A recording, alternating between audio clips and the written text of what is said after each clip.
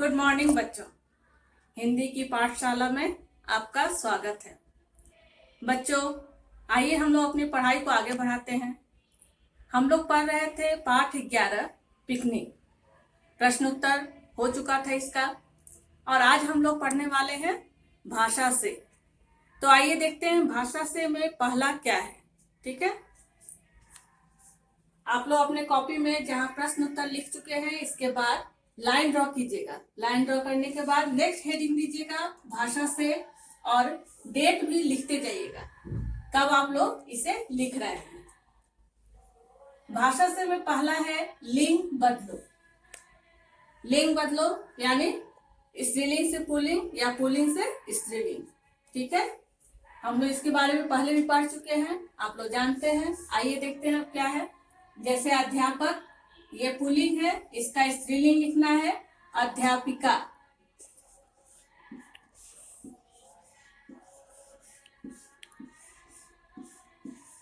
अध्यापिका। ठीक है, माली, माली का मालिन।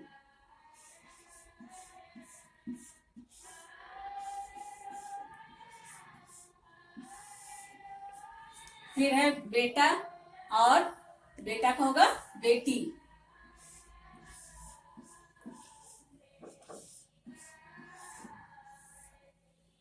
इसके बाद है नौकर, नौकर का नौकरानी।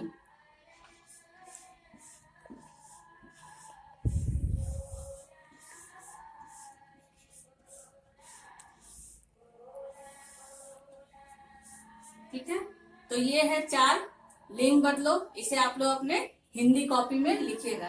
लिखने के बाद लाइन ड्रॉ कीजिएगा, और नेक्स्ट अगले नंबर पर क्या है भाषा से में, उसे हम लोग अब करेंगे। भाषा से के दूसरे नंबर पे है क्रिया। क्रिया जिसे हम लोग इंग्लिश में कहते हैं वर्ब। ठीक है, जब कोई काम होता है या किया जाता है उसे क्रिया कहते हैं। जैसे चलना, फिरना, लिखना, पढ़ना। ठीक है, तो ये क्रिया है। इसके बारे में और तो ज्यादा नहीं, आप लोग को केवल लिखना होगा क्रिया किसे कहते हैं। अपने हिंदी कॉपी में इस तरह हेडिंग दीजिएगा और लिखिएगा जिस शब्द से कुछ करने या होने का पता चलता है उसे क्रिया कहते हैं। जैसे आना, जाना, बोलना, गाना, खाना, उछलना, चढ़ना, पढ़ना आदि। आदि मतलब सब चीज, जो भी काम हम लोग करते हैं। ठीक है, इसके बाद है नंबर 3 में है दिए गए वाक्यों में कर्ता, कर्म और क्रिया को पहचाने। यानी एक सेंटेंस या एक वाक्य जिस चीज से बनकर मिलकर बना होता है उसे हमें पहचानना है। जैसे मैं यहाँ एक वाक्य लिखी हूँ, ईशान ने कोट देखा। ईशान ने कोट देखा। अब हमें यहाँ पर देखना है इस वाक्य में कर्ता कौन है, कर्म कौन, क्या हो रहा है, क्रिया क्या हो रही है। कर्म का जो व्यापार, जो क्रिया जो करता है उसे, उसका फल जिस पर पड़ता है उसे हम लोग कर्म कहते हैं। ठीक है, तो पहले हमें देखना होगा यहाँ ईशान ने, कर्ता किसे कहते हैं। पहले आप लोग जानिए कर्ता। जब कोई आदमी कोई काम कर रहा होता है उसे कर्ता कहते हैं। जैसे अभी मैं आप लोगों को पढ़ा रही हूँ। ठीक है, तो मैं यहाँ पे कर्ता हूँ, और पढ़ाना क्या हो गया, क्रिया। ठीक है, और मैं बोर्ड पे पढ़ा रही हूँ, यहाँ बोर्ड क्या हो गया, कर्म। ठीक है, तो अब यहाँ देखिए आप, कर्ता क्या हो गया, जो कार्य करता है उसे हम लोग कर्ता कहते हैं। जो कार्य, कार्य मतलब काम, जो कार्य करता है, करता है।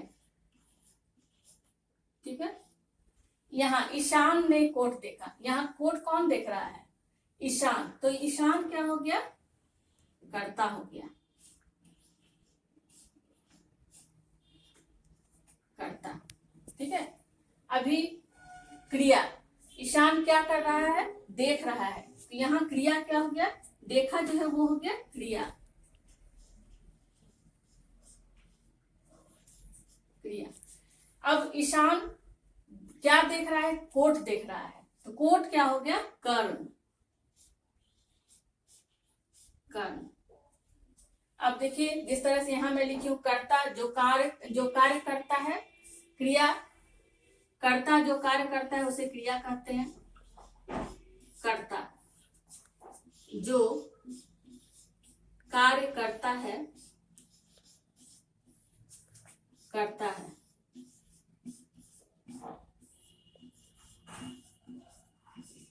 ठीक है, क्रिया हो गया। कर क्रिया का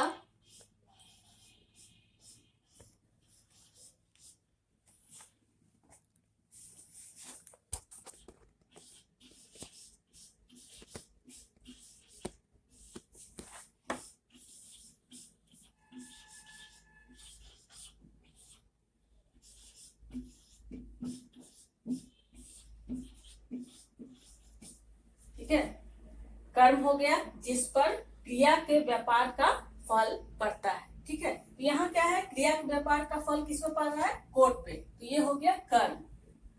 इस तरह से आपको 3 वाक्य दिया जाएगा अभी अभ्यास करने के लिए। इसे आप अपने पुस्तक में ही कर लीजिएगा। इसे क्वेश्चन नंबर 3 जो है इसे पुस्तक में ही कर लीजिएगा।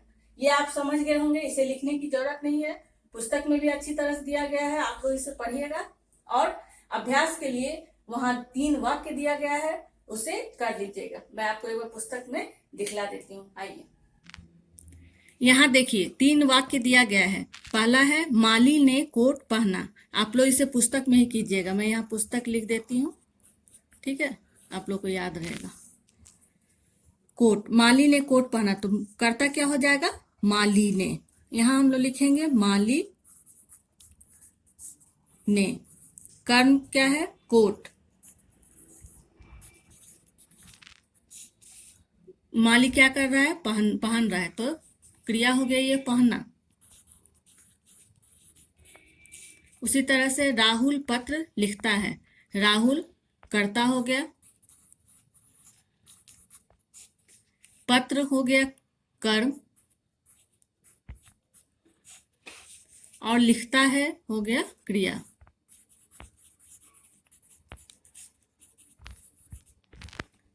नंबर ग, माली ने जेबे टटोली। माली ने जेबे हो गया कर्म,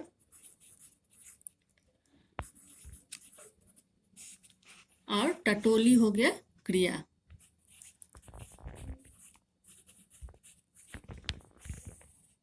से आप लोग भी अपने पुस्तक में इसे कर लीजिएगा। इसके बाद नंबर 4 में है मुहावरे। मुहावरे किसे कहते हैं? आप लोग यहाँ देखते होंगे हर एक चैप्टर के बाद, पाठ के बाद शब्दार्थ रहता है और शब्दार्थ के बाद मुहावरे यहाँ रहता है। खुशी से खिलना, फूटी कौड़ी ना होना, छप्पर फाड़ कर देना। तो आप लोग सोचते होंगे कि मुहावरे किसे कहा जाता है। यहाँ पे हम लोगों को आज यही बतलाया जा रहा है। शब्दों का वह समूह जो अपने सामान्य अर्थ छोड़कर उससे अलग कोई विशेष अर्थ दे, मुहावरा कहलाता है। जैसे उदाहरण में बतलाया गया है, फूटी कौड़ी भी नहीं है। फूटी कौड़ी का मतलब तो हो जाता है, कौड़ी आप लोग देखते होंगे एक इस तरह से सफेद रंग का मिलते रहता है बाजार में, मार्केट में देखते होंगे। अब पहले तो कौड़ी बहुत पुराने जमाने में कौड़ी भी पैसे की तरह ही उसका एक भाव रहता था, लेकिन आजकल उसका कोई ये नहीं है, मोल नहीं है। तो फूटी कौड़ी भी नहीं, फूटी कौड़ी में टूटा कौड़ी भी नहीं है, मतलब उसके पास बिल्कुल भी पैसे नहीं है। यहाँ फूटी कौड़ी, अगर हम लोग इसे सही वाक्य लें तो क्या होगा? फूटी कौड़ी मतलब कोई क्या सोचेगा कि वो उसके पास टूटा हुआ एक कौड़ी भी नहीं, लेकिन वो बात नहीं। इसका अर्थ क्या होता है? उसके पास बिल्कुल पैसा नहीं है। ठीक है, बिल्कुल पैसा ना होना। तो शब्दों का वह समूह जो अपने सामान्य अर्थ छोड़कर उससे अलग कोई विशेष अर्थ दे, मुहावरा कहलाता है। ठीक है, और अभी यहाँ 3 मुहावरे हम लोगों को दिया गया है। मुहावरा का जो है, पहले कभी आप लोगों को अर्थ लिखने के लिए भी आ सकता है या फिर उसे वाक्य प्रयोग करना है। अब यहाँ ध्यान देने वाली बात यह है कि जब हम लोग वाक्य बनाएंगे तो आप इसके अर्थ से वाक्य नहीं बनाइएगा। ठीक है, जो मुहावरा है उससे वाक्य बनाना है हम लोगों को। जैसे फूटी कौड़ी भी नहीं है, इसका वाक्य क्या बनेगा? माली की जेब में फूटी कौड़ी भी नहीं थी। ठीक है, इस तरह से हम लोग को मुहावरा से वाक्य बनाना है। इसे आप लोग अपने कॉपी में कीजिएगा। बस यहाँ से लेके यहाँ तक 3 मुहावरा है, उसका वाक्य बनाइएगा। मैं अभी आप लोगों को बोर्ड पे इसका वाक्य बनाकर बतला देती हूँ। फिर इसके बाद है नंबर 5, मैं या मैं लिखकर खाली स्थान भरो। इसे भी आप लोग अपने पुस्तक में कर लीजिएगा। ठीक है, इसे कॉपी में लिखने की आवश्यकता नहीं है। इसमें क्या है, 5 वाक्य दिया गया है, खाली जगह में देखना है कहाँ मैं होगा और कहाँ मैं। मेरे साथियों में नीलेश बहुत समझदार था, यहाँ मैं है। ठीक है, फिर नंबर 6 में है डैश, अपने मित्रों के साथ तरनताल की ओर गया। मैं, यहाँ क्या होगा, मैं। ठीक है, नंबर ग, मेरी जेब में फूटी कौड़ी भी नहीं थी।